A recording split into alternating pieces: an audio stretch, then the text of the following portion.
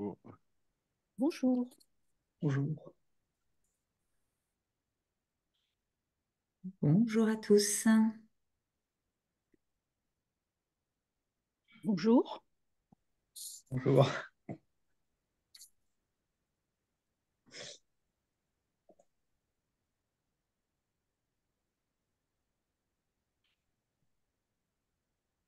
Bonjour, on va pouvoir débuter donc ce deuxième webinaire organisé par la Fédération Sinov. Donc Valérie, je te laisse te présenter tout d'abord. Ok, merci beaucoup Julien. Bonjour à tous. Alors je suis Valérie Dacosta, je suis avocate tech et data. Je suis spécialisée sur les questions juridiques relatives aux nouvelles technologies, telles que l'IT, l'informatique, le cloud, l'intelligence artificielle bien sûr, et la protection des données personnelles type enfin, qui sont soumises au RGPD. Après avoir exercé dans des cabinets anglo-saxons internationaux tels que Baker et McKenzie et ensuite dans des entreprises internationales tech et notamment au sein d'Amazon Web Services en tant que responsable juridique France, j'ai monté mon cabinet et dans lequel j'assiste des clients de toute taille sur ces spécialités. Donc vraiment sur les questions tech et data, ça va de la rédaction et la négociation de leurs contrats informatiques, IT, leur conformité au RGPD, toutes les questions relatives à l'intelligence artificielle, etc. Et ma clientèle va de l'indépendant PME à la boîte internationale américaine, à l'entreprise du CAC 40. Voilà. Je suis ravie d'être là aujourd'hui avec vous. Merci Valérie. Donc Julien Mercier, donc je suis vice-président de la Fédération Sinov. Donc la Fédération Sinov, c'est une fédération professionnelle qui regroupe les métiers du conseil, de l'ingénierie et du management. Donc on a lancé toute une série de webinaires sur l'IA. Donc on a eu un premier webinaire qui se voulait assez généraliste sur effectivement l'impact que pouvait avoir l'IA sur nos métiers, du conseil et du management particulièrement. Et lors de ce premier webinaire, effectivement, il nous avait été demandé de travailler plutôt sur les aspects juridiques, et notamment les aspects en lien avec la propriété intellectuelle et tout ce qui touche effectivement à ces sujets qui nous concernent tous. Donc c'est la raison pour laquelle on a invité Madame Dacosta. Effectivement, on est très heureux que tu sois là.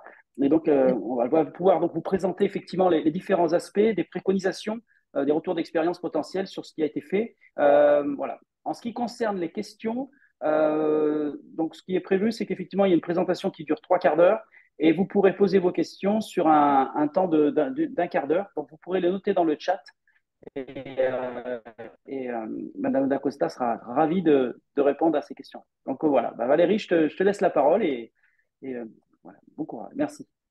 Merci Julien. Donc, bonjour à tous les nouveaux arrivants.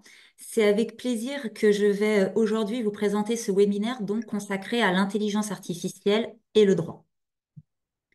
Nous nous concentrerons sur l'utilisation par les entreprises d'outils d'IA fournis par des tiers et nous évoquerons en particulier l'utilisation d'outils d'IA génératifs tels que ChatGPT. J'attire votre attention du coup sur le fait qu'on ne va pas traiter des questions qui sont relatives au développement ou à la distribution de solutions d'IA qui ont un régime assez spécifique. Mais voilà, on ne peut pas tout traiter aujourd'hui. Donc aujourd'hui, on va vraiment se concentrer sur l'utilisation par les entreprises des outils d'IA qui vont être fournis par des tiers avec, bon, comme je vous disais tout à l'heure, l'exemple de ChatGPT. Comme vous l'avez sûrement constaté, l'utilisation d'outils d'IA par les salariés des entreprises se multiplie dans quasiment tous les secteurs d'activité, dans toutes les industries, et ça concerne vraiment les différentes fonctions.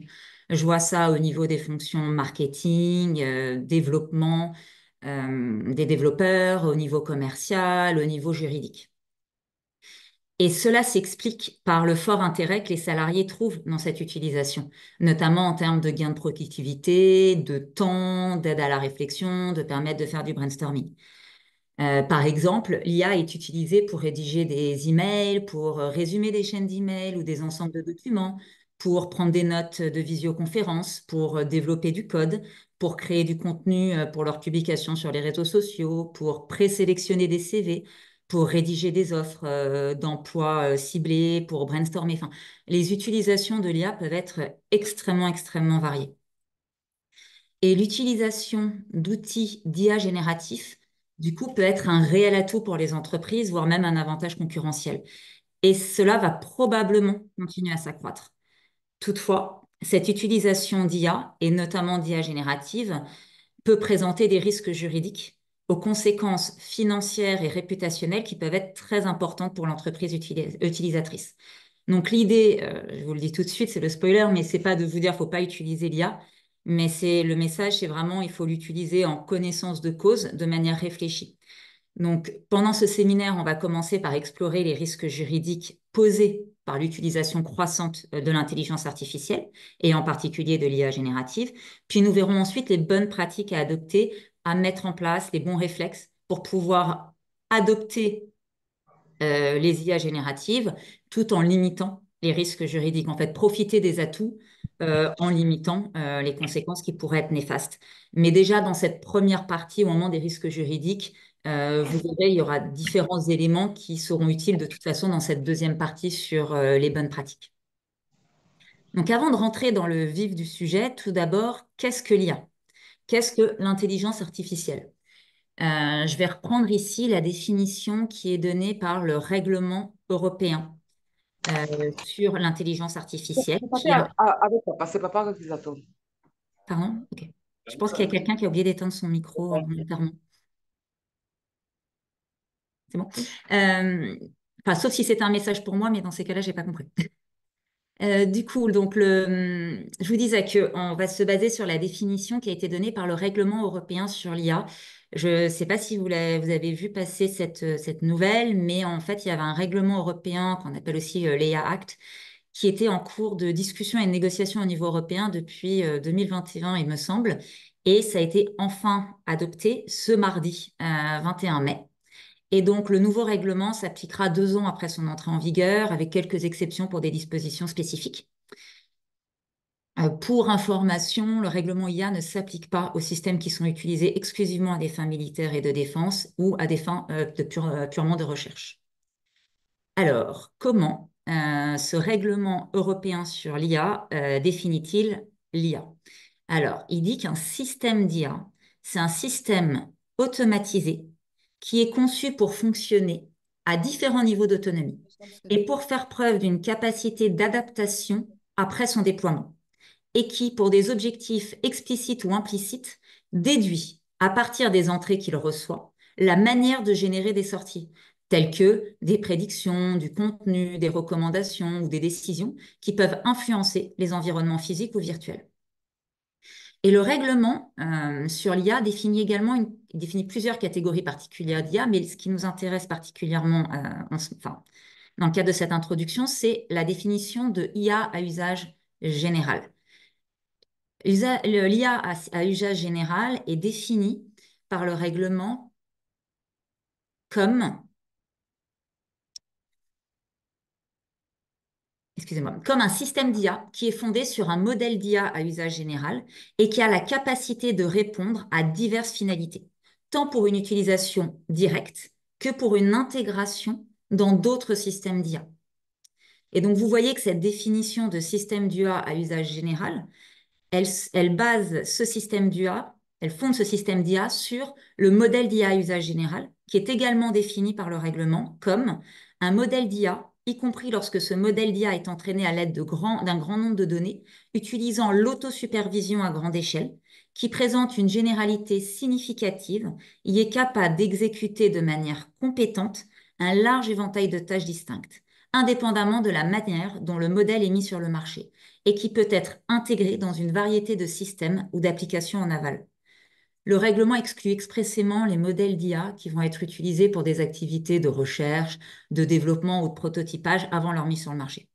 Donc, on voit que le règlement ici, il met l'accent pour l'IA à usage général sur la notion de diversité des finalités, de généralité, de large éventail de tâches distinctes et la possible intégration dans une variété de systèmes ou d'applications en aval.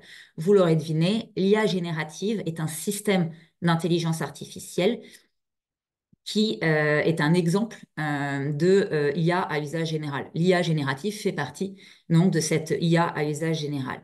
L'IA générative, c'est un système d'intelligence artificielle qui va générer du texte, des images et d'autres contenus en réponse à des requêtes, instructions qui sont données par un utilisateur. On les dénomme aussi les prompts, ça vient du terme anglais. Les modèles d'IA génératifs du coup, qui sont un modèle d'IA, sont, comme je vous le disais tout à l'heure, de plus en plus utilisés. C'est un modèle d'IA à usage général parce ils vont permettre la production flexible de ces contenus. Et ils peuvent s'adapter à un large éventail de tâches.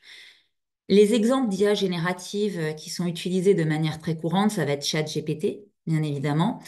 En concurrent à ChatGPT, vous avez Gemini de Google et aussi une licorne française, Mistral AI, qui a développé son propre modèle de langage.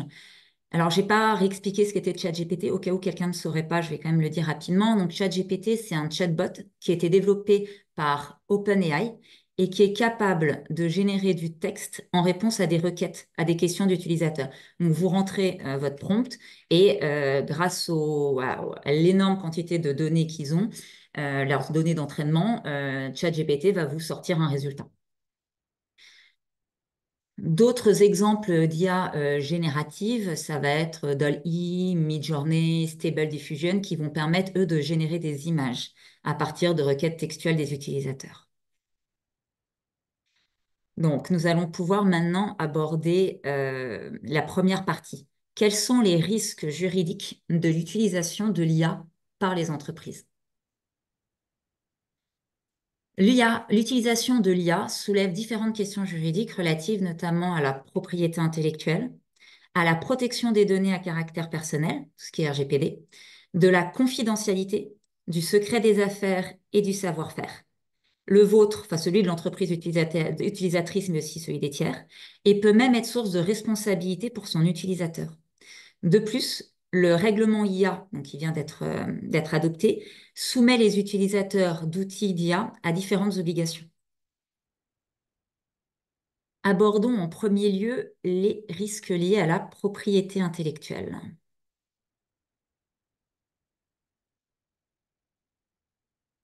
L'IA, et en particulier l'IA générative, est capable de générer donc, du texte, des images et d'autres contenus, comme on vient de le dire dans l'introduction. Ça présente des possibilités d'innovation uniques et de gain de temps et de productivité, mais aussi des défis en matière de propriété du contenu et de propriété intellectuelle pour les artistes, les auteurs et les autres créateurs, ainsi que pour les entreprises utilisatrices qui peuvent elles aussi avoir de la propriété intellectuelle. Ça présente de réels défis. D'ailleurs, c'est un des éléments dont on parle le plus parmi les risques juridiques, c'est les risques par rapport à la propriété intellectuelle en ce qui concerne l'IA. Donc, en effet, pourquoi est-ce que ces risques sont là? C'est parce que notamment parce que le développement et l'entraînement de ces modèles d'IA vont requérir un accès à de très, très grandes quantités de textes, d'images, de vidéos et d'autres données. Les techniques de fouille de texte et de données sont largement utilisées dans ce contexte pour extraire et analyser ces contenus qui peuvent être protégés par des droits de propriété intellectuelle, tels que le droit d'auteur, le droit des marques, etc.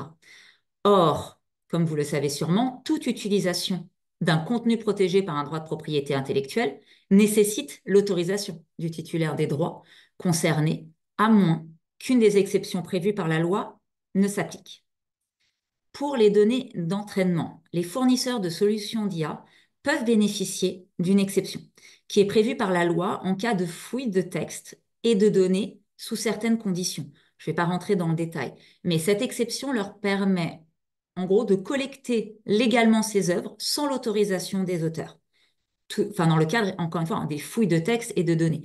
Toutefois, l'auteur, les titulaires de droits de propriété intellectuelle peuvent réserver leurs droits sur leur contenu protégé. Donc, indiquer par un moyen technique qu'ils refusent cette fouille. Et dans ces cas-là, ils pourront pas, les fournisseurs d'intelligence artificielle n'auront pas le droit de collecter ces données-là, sauf à obtenir une autorisation express. Mais si vous avez dit que vous ne vouliez pas, vous n'allez probablement pas donner une autorisation express par derrière. La seule exception au droit des titulaires de refuser, l'une des exceptions, c'est si la fouille est faite à des fins de recherche scientifique. Mais bon, ce ne sera pas le cas ici. Donc, première recommandation, je vous dirais, même si là on est encore dans la partie sur les risques, c'est si jamais vous avez des contenus protégés sur vos sites internet, un énorme portfolio, etc., de choses que vous voulez protéger et qui pourraient faire l'objet d'une fouille par des fournisseurs d'IA dans le cadre de leur collecte massive de données d'entraînement, il est important que vous indiquiez expressément votre refus à l'utilisation de votre contenu par les fournisseurs d'IA. Des contenus protégés par les droits de propriété intellectuelle peuvent aussi se retrouver en tout ou partie dans les résultats générés par l'IA, puisqu'elle utilise les données d'entraînement pour générer les contenus. Donc là, on a vu que les données sur lesquelles elle va se fonder pouvaient contenir des données personnelles, enfin des données, pardon, des contenus protégés par des droits de propriété intellectuelle. Et du coup, comme pour générer son résultat, elle se base dessus, automatiquement, il est possible qu'on ait des morceaux ou voire la totalité de certains droits de propriété intellectuelle, que ce soit des œuvres ou voire même des marques. Ainsi, l'utilisateur de résultats générés par une IA générative peut se retrouver à utiliser des contenus protégés par un droit de propriété intellectuelle de tiers, du coup sans l'autorisation de son titulaire. Et là, il n'y a pas cette exception de droit de fouille. Donc, un utilisateur utilisant du contenu généré par l'IA générative peut donc violer les droits de propriété intellectuelle des tiers et être coupable de contrefaçon. Donc, vous voyez, même si le fournisseur d'IA a collecté, l'œuvre de manière légale à travers l'exception de fouille, etc., ça ne veut pas dire pour autant que vous, votre réutilisation derrière, elle sera légale.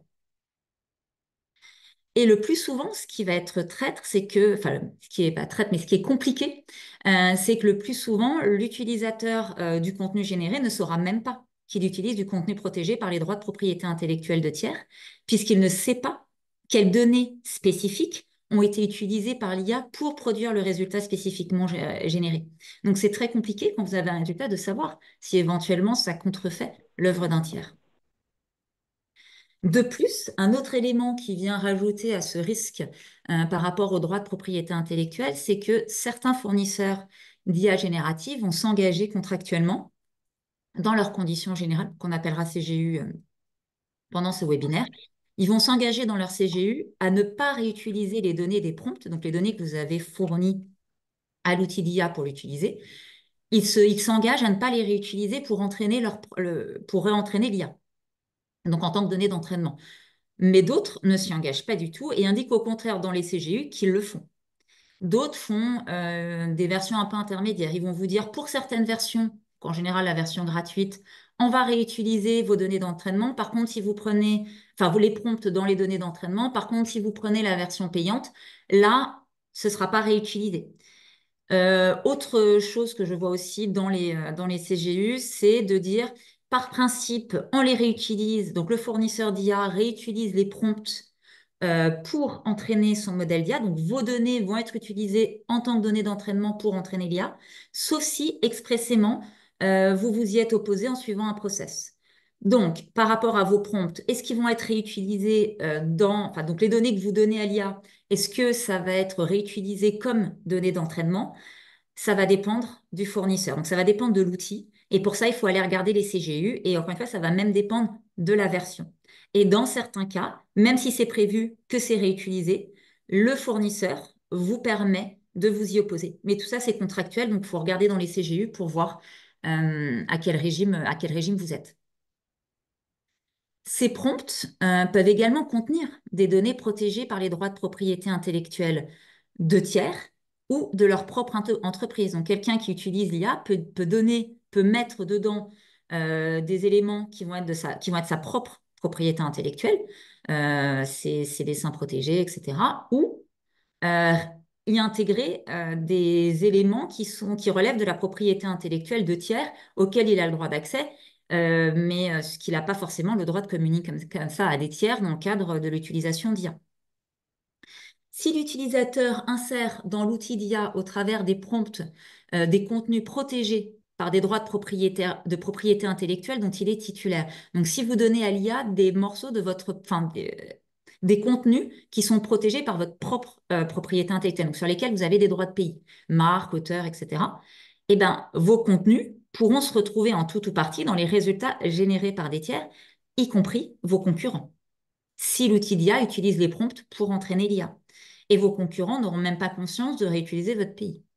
Il peut également se retrouver en violation des droits de propriété intellectuelle de tiers s'il insère dans ses prompts des contenus protégés par des droits de propriété intellectuelle de tiers. Pardon, par il, je voulais dire l'utilisateur. C'est ce que je vous disais tout à l'heure. Si jamais vous insérez des contenus de tiers dans le cadre de l'IA, mais que vous avez pas, votre licence ne vous permettait pas de le faire, ben dans ces cas-là, pouvez vous retrouver en violation, en contrefaçon de ces droits. Si le contenu généré par l'IA générative est protégeable par un droit de propriété intellectuelle.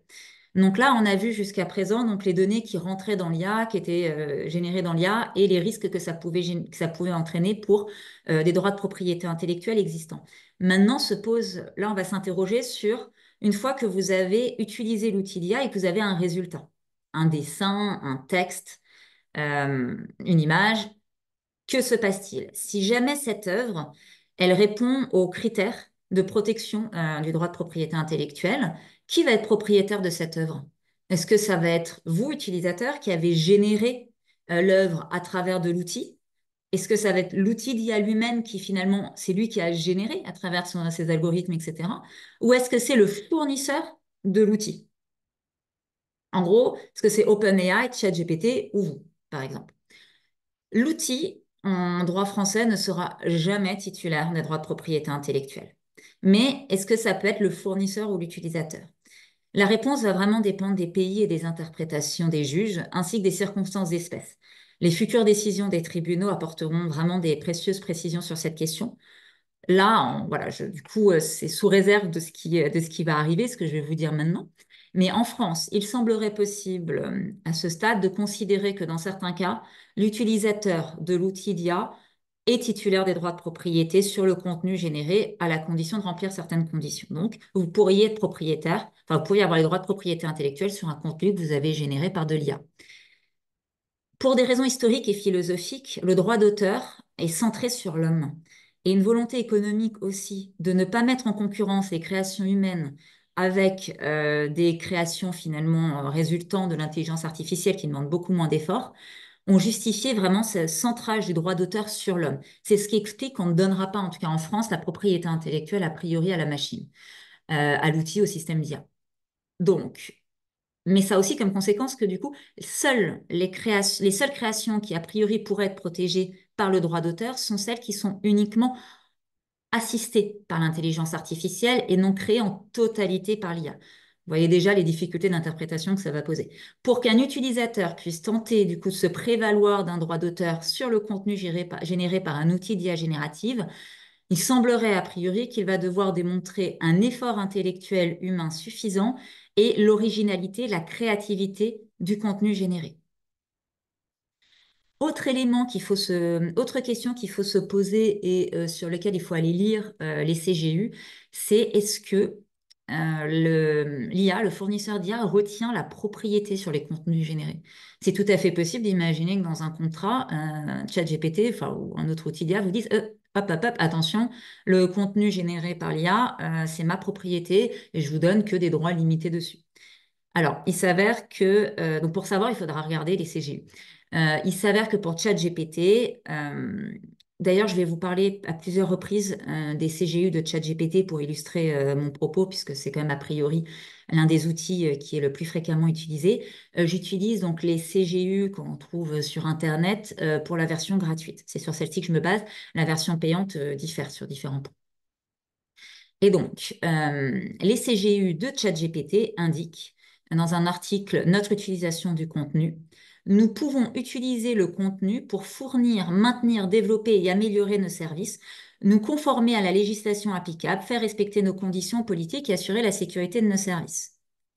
Si vous ne souhaitez pas que nous utilisions votre contenu pour entraîner vos modèles, vous avez la possibilité de vous y opposer en suivant les instructions de cet article du centre d'aide. Veuillez noter que dans certains cas, cela peut limiter la capacité de nos services à répondre au mieux à vos demandes spécifiques. Donc, on est dans l'option que je vous avais indiquée tout à l'heure, dans la version gratuite de ChatGPT. Vos données peuvent être utilisées pour entraîner l'IA, sauf si vous vous y opposez en suivant la procédure indiquée par ChatGPT. Donc, même dans la version gratuite, si vous faites cette action proactive de vous y opposer, vous pouvez empêcher ChatGPT d'utiliser vos données pour entraîner l'IA. Les CGU indiquent également que dans la mesure où la loi applicable le permet, vous conservez vos droits de propriété sur les données d'entrée et vous possédez les données de sortie. Donc, ChatGPT vous dit bien que vous avez toute la propriété, vous gardez évidemment la propriété sur les données que vous mettez, sur les prompts, mais également sur les résultats générés. par l'IA. Toutefois, ChatGPT précise quand même, enfin, excusez-moi, je dis ChatGPT par raccourci, c'est évidemment OpenAI, dans son article sur la similitude du contenu, elle précise que, en raison de la nature de nos services et de l'intelligence artificielle en général, les données de sortie peuvent ne pas être uniques et d'autres utilisateurs peuvent recevoir les données de sortie similaires de nos services. Notre session ci-dessus ne peut pas s'étendre du coup aux données de sortie d'autres utilisateurs et aux données de sortie de tiers qui sont protégées donc par l'API de tiers. Du coup, on voit bien dans cet article toutes les limites qu'on a exposées dans cet article. Donc, cela illustre bien le risque que vos contenus générés contiennent des données contrefaisant la propriété intellectuelle de tiers et que même si vos contenus générés étaient protégeables, ils pourraient être générés aussi en tout ou partie par des tiers. J'espère que maintenant c'est plus clair pour vous, ces questions de propriété intellectuelle lors de l'utilisation de l'IA. Nous allons maintenant aborder la question de la protection des données à caractère personnel dans le cadre du coup de l'utilisation de l'intelligence artificielle.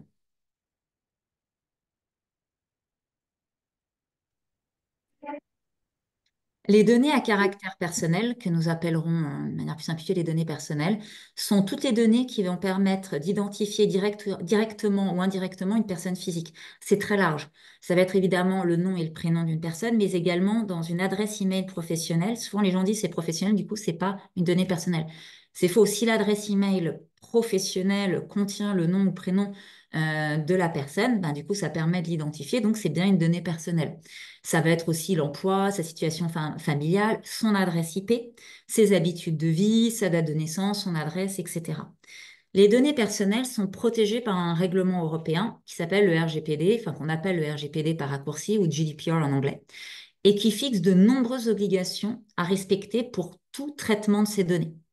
C'est une notion extrêmement large, la notion de traitement. Elle ne sous-entend même pas que vous ayez accès, enfin que vous consultiez les données. En fait, ça va être vraiment, à partir du moment où il y a une action sur la donnée, on va considérer qu'il y a traitement.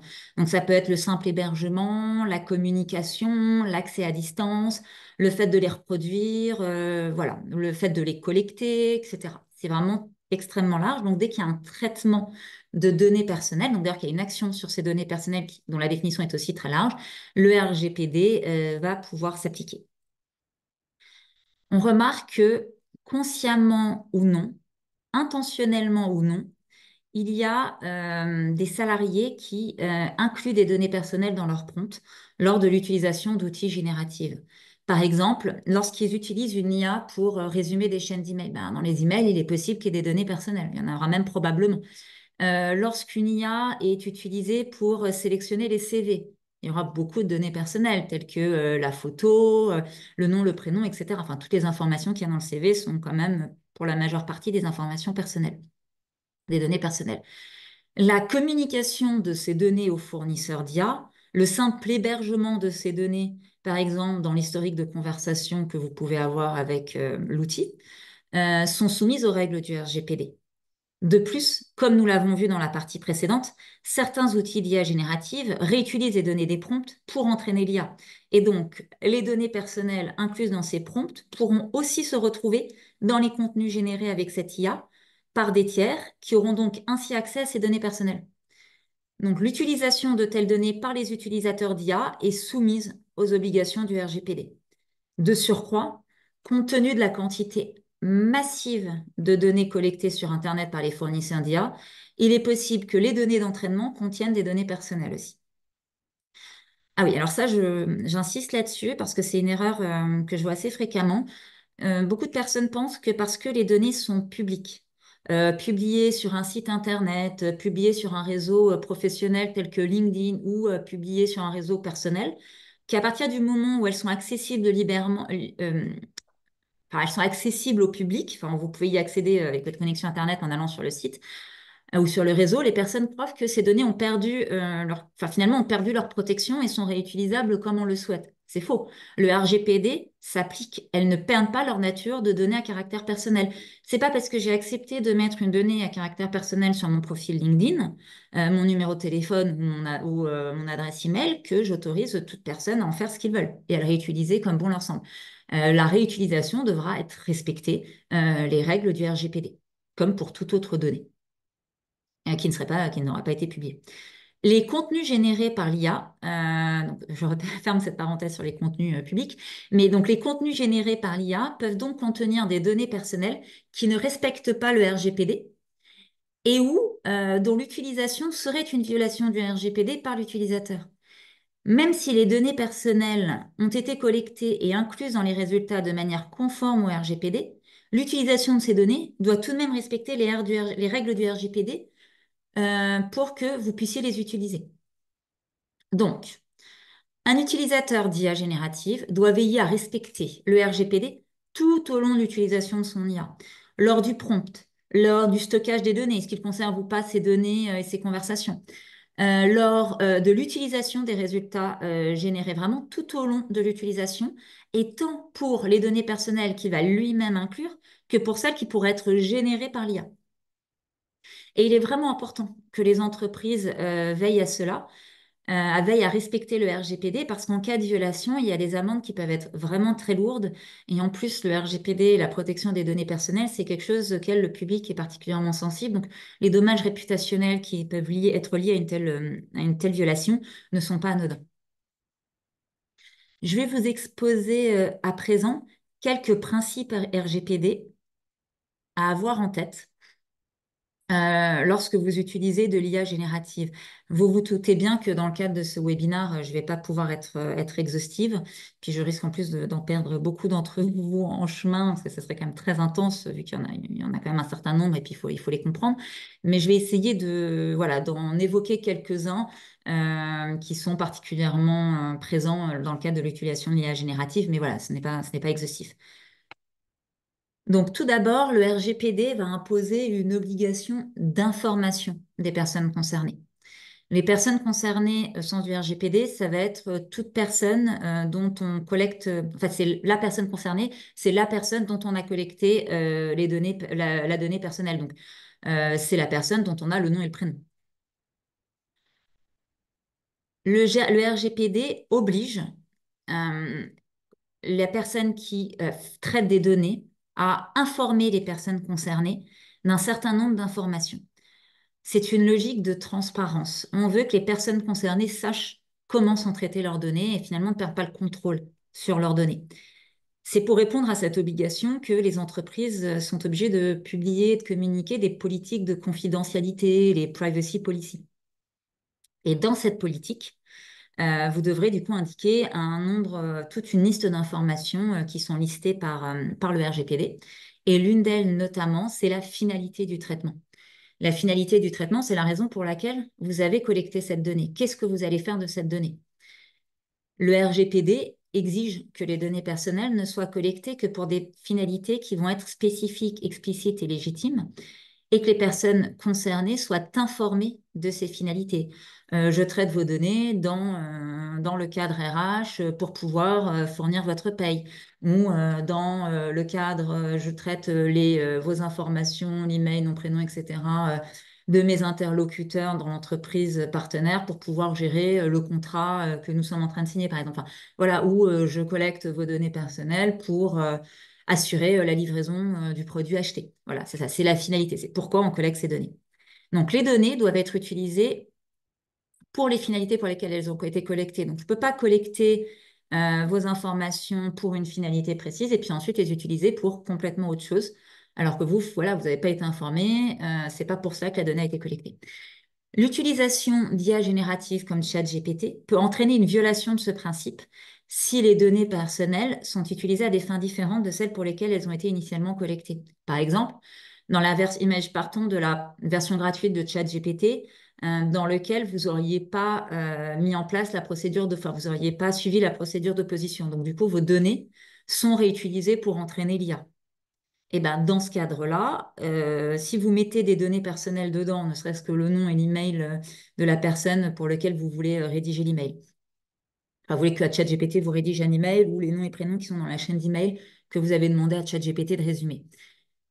Ces données personnelles qui sont dedans, qui vous ont été communiquées dans un cadre spécifique, vont être utilisées par ChatGPT pour entraîner son IA.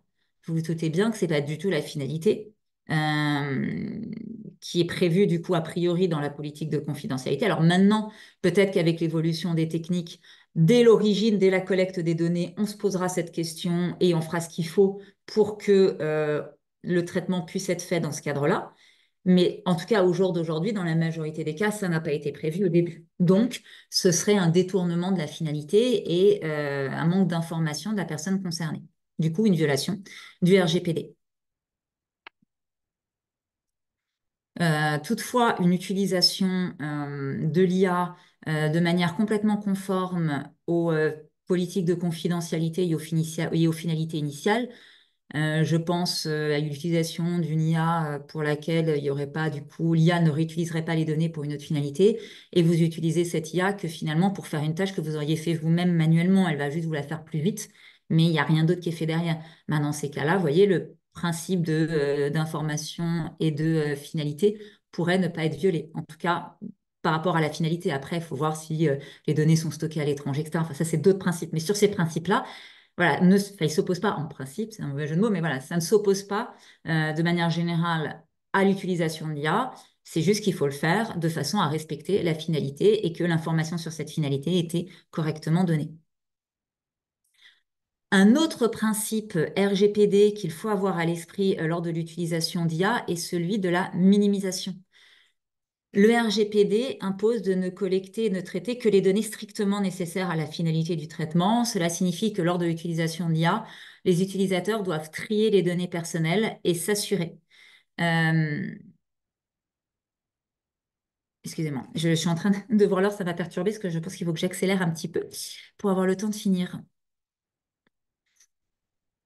Donc, il faut respecter le principe de minimisation. Donc, lors de votre utilisation, les utilisateurs doivent trier les données personnelles et s'assurer que cette communication que celles qui vont être communiquées sont strictement nécessaires à la réalisation de la finalité. Donc, vous ne communiquez que les informations qui, si vous ne les aviez pas communiquées, vous ne pourriez pas réaliser les informations. Vous ne pourriez pas réaliser la finalité. Il est hors de question que par facilité, on déverse plein de données personnelles en disant, voilà, il fera le tri. Un autre principe du RGPD qu'il faut avoir en tête, c'est la question des transferts. Comme vous le savez, les transferts en dehors de l'UE sont réglementés dans le RGPD. Et donc, du coup, il faut faire attention à où est située l'entité qui fournit l'IA, est-ce qu'elle va transférer à d'autres entités, etc. Où vont être les données? Ça, vous pourrez le voir à travers les CGU notamment. Et là, surtout leurs politiques de confidentialité ou le contrat de sous-traitance, le DPA. Lors de l'utilisation de l'IA, vous devez également vous préoccuper de la sécurité des données personnelles communiquées à l'IA et vous avez l'obligation de ne faire appel qu'à des sous-traitants qui présentent des garanties suffisantes quant à la mise en œuvre des mesures techniques et organisationnelles appropriées. Donc, vous devez vous assurer en fait que les données vont être correctement protégées.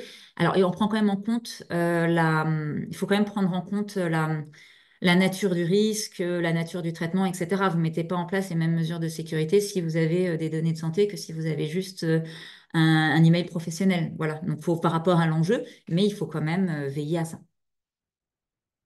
L'article 22 du RGPD va aussi réglementer les décisions individuelles automatisées.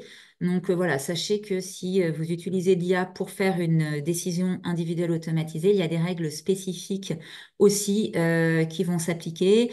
Notamment, c'est possible que s'il y a le consentement de la personne ou si c'est nécessaire pour conclure le contrat avec cette personne, c'est en gros, hein, les règles sont un peu plus détaillées, et que il faut donner des garanties dans tous les cas à cette personne, et notamment, elle doit être informée et pouvoir demander une intervention humaine de votre part, exprimer son point de vue et contester la décision. Donc, comme on vient de le voir du coup maintenant dans cette partie consacrée aux données personnelles, la communication de données personnelles lors de l'utilisation d'IA ou l'utilisation des données personnelles incluses dans le contenu généré par l'IA n'est pas interdite en soi. Toutefois, il est nécessaire de le faire de manière éclairée et respectueuse des principes du RGPD. Passons maintenant à la protection des données confidentielles, du secret des affaires et du savoir-faire. Je vais aller plus rapidement sur cette partie qui reprend beaucoup des éléments qu'on a déjà abordés précédemment. Donc, hop, je vous montre quand même cette slide qui est quand on utilise ChatGPT. Je ne sais pas si si vous avez fait attention, vous avez ce pop-up tout de suite qui apparaît dans lequel il est indiqué surtout ne partagez pas d'infos sensibles. Vous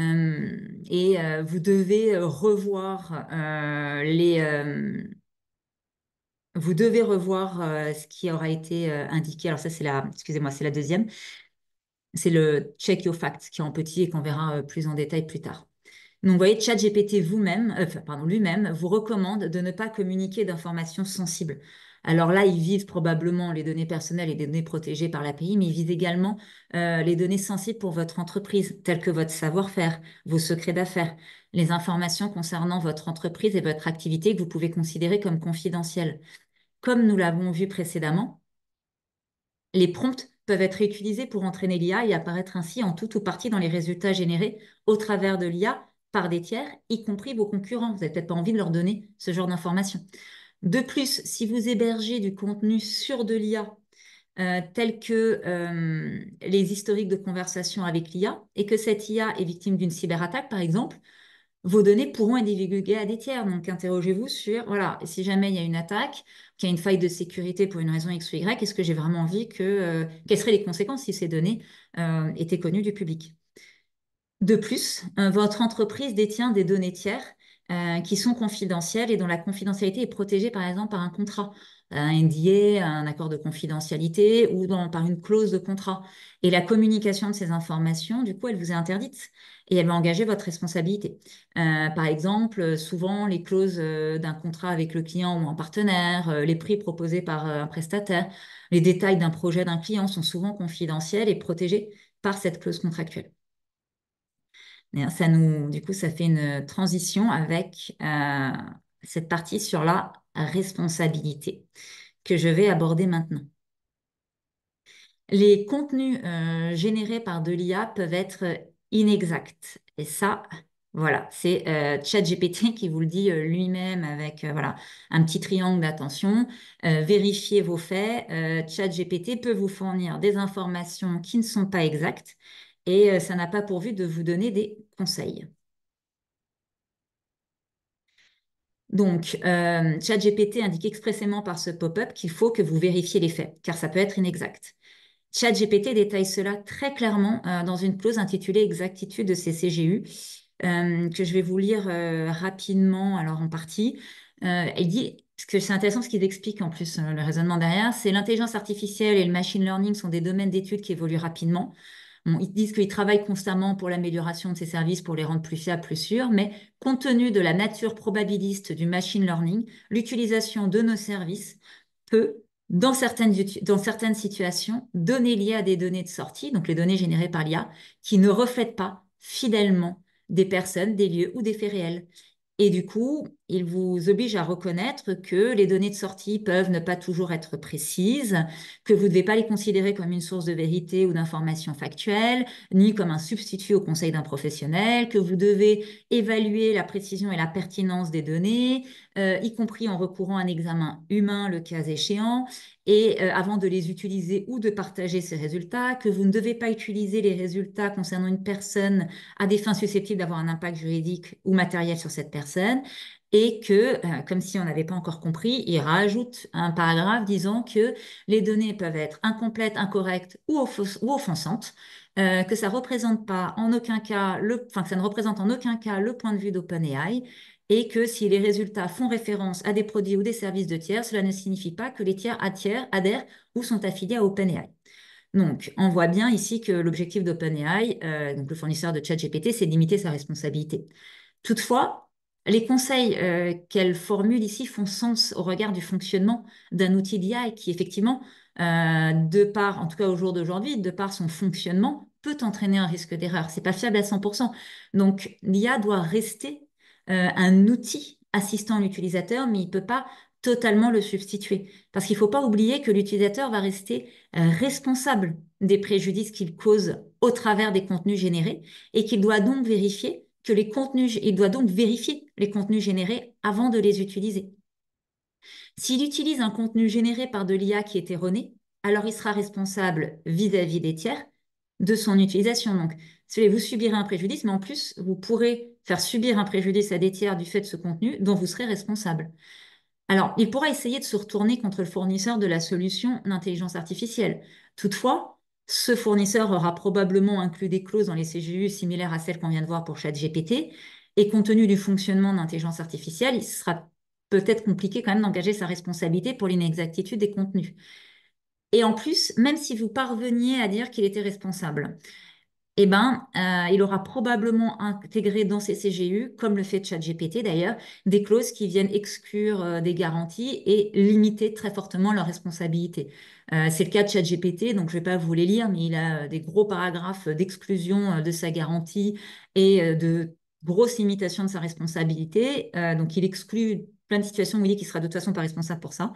Et en plus, il dit que si jamais, même s'il est responsable, de toute façon, sa responsabilité globale ne pourra jamais dépasser le montant dépassé entre un an en gros, un an de service payé, enfin le montant que vous avez payé pour un an de service, et ou 100 dollars, la plus élevée des deux sommes. Donc voilà, si vous utilisez la version gratuite, bah, au pire, enfin au mieux, vous aurez 100 dollars. Ça va pas aller très loin quand on voit la quantité de dommages que peut causer un contenu généré par ChatGPT, selon l'utilisation que vous en faites. Donc, l'utilisation des résultats générés pourra entraîner votre responsabilité vis-à-vis des tiers avec des difficultés à agir contre le fournisseur. Vous êtes également responsable des dommages que vous pourriez causer par la communication de certaines données qui violeraient la loi ou les tiers. Par exemple, si ça viole les engagements de confidentialité des tiers ou la propriété intellectuelle des tiers, ben là, vous serez aussi responsable de ça. Vous devez contrôler ce que vous mettez. Vous êtes responsable aussi vous êtes responsable des contenus que vous communiquez vis-à-vis des tiers, donc vous violeriez les droits ou à qui vous causeriez un préjudice. Mais vous pourriez également voir votre responsabilité engagée par le fournisseur d'IA. ChatGPT pourrait venir, OpenAI pourrait vous dire, vous avez mis du contenu illégal ou du contenu contrefaisant, à cause de vous, ma responsabilité a été engagée, hop, ou ça m'a causé tel ou tel préjudice, ça a faussé ceci, enfin voilà, donc du coup, je viens vous engager votre responsabilité, sauf que dans ce cas-là, vous n'avez pas de cause imitative de responsabilité dans les CGE.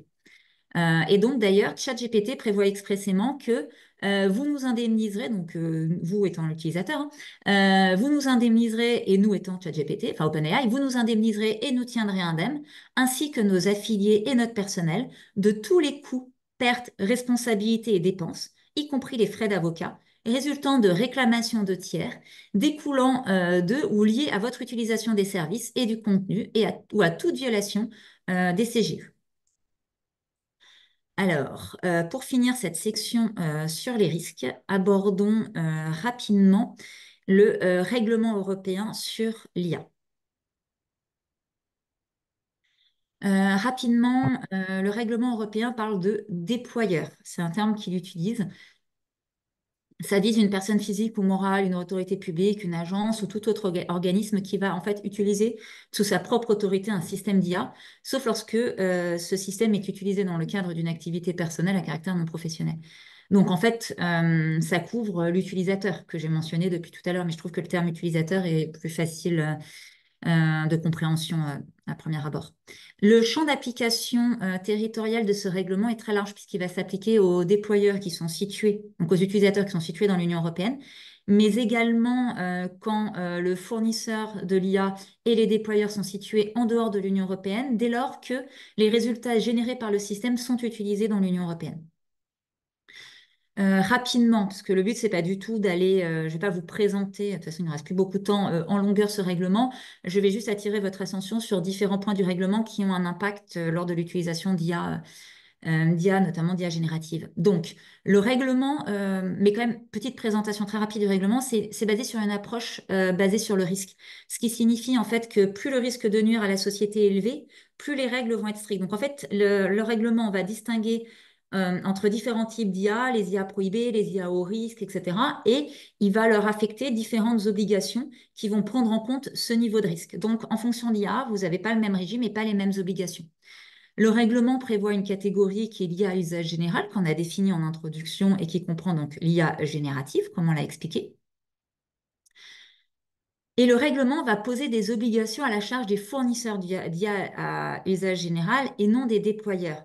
Mais j'en parle quand même ici parce qu'une des obligations qui est posée à la charge des déployeurs, ça va être de rendre accessible au public un résumé du contenu utilisé pour entraîner les modèles, énumérant les principaux jeux ou collections de données utilisées pour entraîner les modèles, tels que les archives de données ou bases de données publiques ou privées de grande ampleur, et en donnant des précisions sur les autres sources de données utilisées.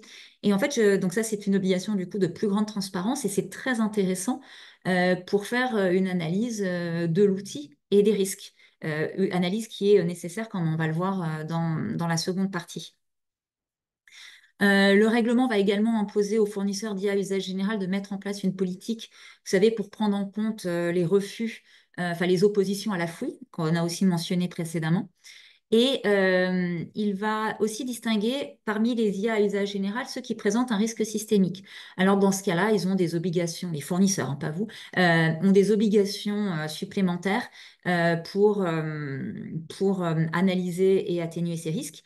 Et ce qui est assez curieux, c'est qu'ils ont l'obligation supplémentaire de s'assurer qu'il y a un niveau adéquat de protection de la sécurité. Vu qu'il y a la notion de proportion, parce qu'il faut que ce soit un niveau adéquat, on peut être assez étonné que il n'y ait pas ça en fait pour tous les IA usage général. Une autre catégorie d'IA qui est distinguée par le règlement, c'est l'IA à haut risque. Le règlement va prévoir des obligations à la charge du fournisseur de l'IA à haut risque et parmi ces obligations, il doit fournir une notice d'utilisation. Pareil, ça peut être extrêmement utile pour comprendre comment fonctionne l'IA et l'analyser. D'ailleurs, le règlement le dit très clairement, cette notice a pour but de permettre aux déployeurs de comprendre le fonctionnement du système d'IA, d'évaluer sa fonctionnalité et de comprendre ses forces et ses limites. Cette compréhension est nécessaire, voilà, à la bonne utilisation par les utilisateurs des IA. Pour les IA à haut risque, c'est défini de manière assez complexe avec différents critères et notamment une annexe. Je vais juste vous donner un exemple qui est donné dans cette annexe. Va être considéré comme une IA à haut risque les systèmes d'IA destinés à être utilisés pour le recrutement ou la sélection de personnes physiques, en particulier pour publier des offres d'emploi ciblées, analyser et filtrer les candidatures et évaluer les candidats. Pour les IA à haut risque, le règlement va prévoir par contre des obligations qui là vont s'appliquer spécifiquement aux déployeurs, donc aux utilisateurs. Alors, c'est pas en vigueur aujourd'hui, mais en tout cas, il faut l'avoir en tête parce que ça va venir vite. Et il y aura donc du coup ces obligations. Donc, c'est de prendre des mesures, je vais passer très vite, il ne reste plus beaucoup de temps, mais c'est de prendre des mesures techniques et organisationnelles appropriées pour pouvoir utiliser le système, surveiller le fonctionnement, il faut avoir informé, il faut tenir des journaux dans certaines conditions, etc. Je suis désolée, je vais assez vite parce que sinon, je n'aurai pas le temps de faire la deuxième partie qui est quand même intéressante. Il y a également dans ce règlement d'IA l'hypertrucage. C'est lorsque une image, un contenu audio ou vidéo généré ou manipulé par de l'IA présente une ressemblance avec des personnes, des objets, des lieux ou des entités existants est perçu à tort par une personne comme authentique ou véridique. Et ben, dans ces cas-là, les déployeurs qui vont s'en servir, eh ben, ils ont des obligations d'informer le public.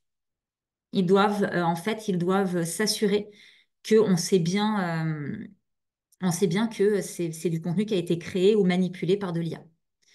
Il y a la même obligation pour du texte dans certaines conditions, quand c'est un intérêt public, etc. Et dernier élément que je voulais vous mentionner du coup très rapidement sur ce règlement européen, c'est que là, pour tout type d'IA, il oblige les utilisateurs à maîtriser l'IA. Et en fait, cette maîtrise d'IA, qui est définie par le règlement et qui indique différents éléments, en fait, ça rejoint ce que je veux vous dire finalement dans cette deuxième partie sur les recommandations. C'est qu'en fait, vous l'aurez compris, l'utilisation d'IA et notamment d'IA générative, ça peut être un atout et un avantage concurrentiel très important. Ces utilisations sont extrêmement variées et tout ne présente pas le même risque. Donc l'idée, c'est absolument pas de dire toute utilisation est interdite, toute utilisation est illégale, toute utilisation présente des risques importants. C'est pas l'idée. Certes, ça va dépendre vraiment de l'outil utilisé, de l'utilisation qui en est faite, etc. Donc, en fait, ce qu'il faut faire, c'est une analyse au cas par cas. Il ne faut pas oublier que l'IA reste un outil à votre disposition et que vous devez en fait l'utiliser de manière réfléchie en fait. Et c'est ce que je vous invite à faire à travers ces différentes étapes. Donc, je pense que pour pouvoir justement utiliser cette IA de manière à en bénéficier, donc à avoir réellement le bénéfice de tous les avantages que ça présente, tout en contrôlant les risques juridiques et en les limitant, eh ben, il faut procéder tout d'abord en faisant un mapping de l'utilisation de l'IA. Donc, il faut d'abord recenser les IA qui sont les utilisations d'IA qui sont faites au sein de votre entreprise et en répertoriant donc pour quelle finalité, etc. Faites attention. Souvent, je remarque que les personnes ne sont pas au courant. Entre collègues ou le management n'est pas au courant des utilisations d'IA parce que les salariés soit le cachent par peur qu'on leur interdit, soit n'ont même pas conscience que ça peut être un problème. Donc faites passer, moi je recommande de faire passer un questionnaire prédéfini, comme ça permet de très rapidement de voir, voilà, de faire ce mapping avec les informations nécessaires sur cette utilisation d'IA qui est réalisée ou envisagée.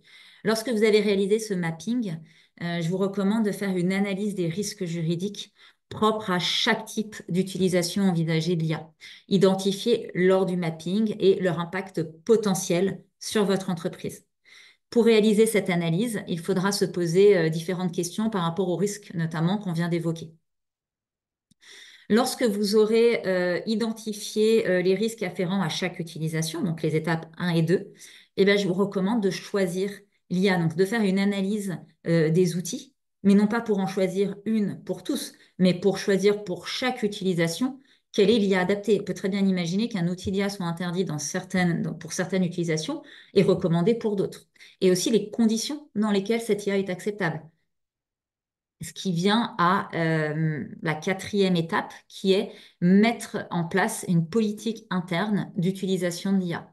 Donc, il va falloir en fait créer un document consultable par tous et communiqué à tous, dans lesquels vous détaillez donc les utilisations d'IA qui sont acceptées, celles pour lesquelles éventuellement vous considérez que non, par rapport à votre entreprise spécifiquement, le risque est trop important, et les conditions dans lesquelles les utilisations d'IA qui sont acceptées peuvent être réalisées. Et là, vous énumérez les différentes conditions qui sont pour vous nécessaires pour que cette utilisation puisse être faite. Vite, Enfin, Valérie, je te coupe 2 secondes, mais va falloir qu'on arrête. Il est 9h30. voilà, bah, j'avais juste c'est sensibiliser et former vos salariés et après maintenir à jour tout ça. Voilà, je suis désolée. Alors, je peux rester encore un peu pour ceux qui le souhaitent pour répondre aux questions. Je suis désolée, ça a été un peu plus long que prévu.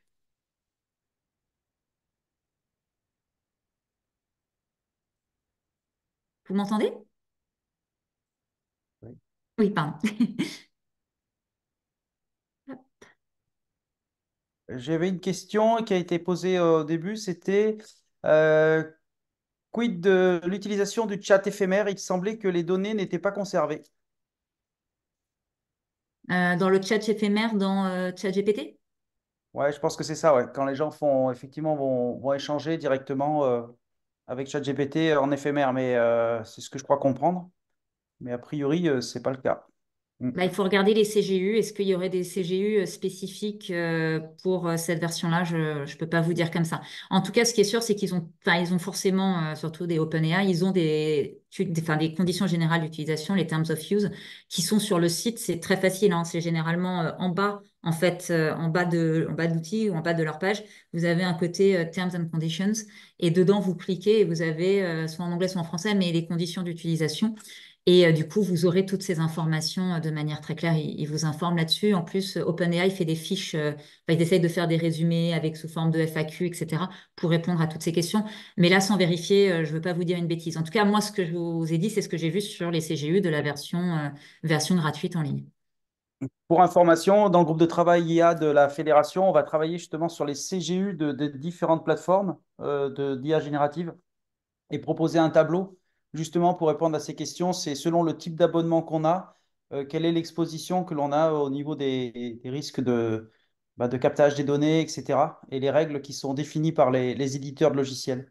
Donc, on va travailler là-dessus. Parce que c'est vrai que c'est un vrai sujet, parce que tout le monde ne lit pas les CGU, en fait, moi le premier. Et donc, on va travailler justement sur ces sujets-là. Donc Ouais. voilà. Oui, Euh, c'est important en plus de vraiment faire enfin, un distinguo entre les différentes versions, etc. C'est pas forcément évident, donc un tableau peut être effectivement très utile. Il faudra juste vérifier de bien le mettre à jour parce que ça peut, hein, les CGU sont modifiables en ligne constamment. Ok, ok. Bon, malheureusement, on va pas pouvoir rester beaucoup plus longtemps parce que c'est vrai qu'on s'était tenu à 1 heure. Quoi qu'il en soit, si vous avez des questions plus spécifiques, bah, n'hésitez pas à contacter Maître Dacosta et la fédération, bien sûr, reste à votre disposition. Effectivement, c'est un sujet qui est très dense et très riche. Et effectivement, il y a beaucoup de choses à dire, comme on peut le voir. Et j'espère surtout, bah, j'ai l'impression que, effectivement, que ça vous a déjà permis de prendre toute la mesure des risques et des enjeux liés à l'utilisation de d'IA générative. C'était l'objectif d'aujourd'hui. Ça pose énormément et ça soulève énormément de questions. Mais voilà, on reste à votre disposition pour répondre à vos questions ultérieurement. Et la vidéo, la question a été posée, sera disponible sur le site de la Fédération Sinov. Je ne sais pas s'il y aura une synthèse, mais quoi qu'il en soit, le webinaire a été enregistré, quoi qu'il arrive. Voilà. Eh ben, je vous remercie toutes et tous pour avoir suivi ce deuxième webinaire. Aussi, en ce qui concerne les slides aussi, je vois passer des messages dans le. Tu pourras le laisser le slide. De toute façon, enfin, c'est Ah toi oui, qui oui, l'avais moi, j'ai produit. aucun souci pour vous Ok. communiquer le slide, pour vous Ok. De l'envoyer. toute façon, on a Avec les plaisir. contacts des personnes qui se sont inscrites, etc. Donc, on pourra vous laisser les slides, bien entendu. Ouais. Donc, ça, parce que je vois que ça a été beaucoup demandé.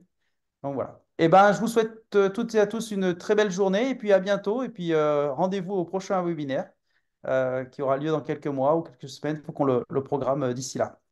Bonne journée. Merci. Au revoir. Merci